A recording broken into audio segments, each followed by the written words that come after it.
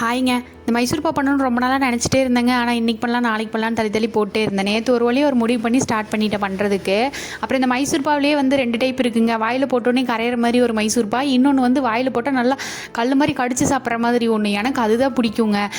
அந்த மாதிரி தான் பண்ணலாம் நான் ட்ரை பண்ணிகிட்டு இருந்தேன். அப்புறம் ஒரு வீடியோவில் பார்த்தா எங்க மில்க் பவுடர் எல்லாமா போட்டு பண்ணுவாங்க. ஆனால் மில்க் பவுடர் இருந்திருந்தால் கண்டிப்பாக வந்து மைசூர்பாலாம் பண்ணியிருக்க மாட்டேன்.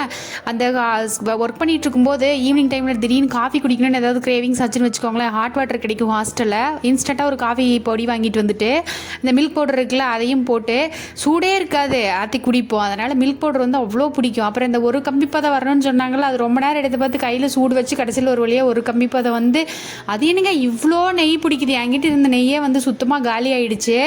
லாஸ்ட்டாக வந்து நான் நினச்சிட்டு இருந்தது எனக்கு வாயில் போட்டோன்னே கரையிற மாதிரி வேண்டாம், எனக்கு வந்து கெட்டியாக தான் வேணும்னு தான் நினச்சிக்கிட்டு இருந்தேன்.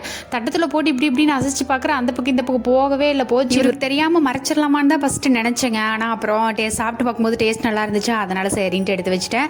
அதோட நினச்ச மாதிரி கெட்டியாக வந்திருந்ததுனால இன்னும் ஹாப்பி. அவ்வளோதான்.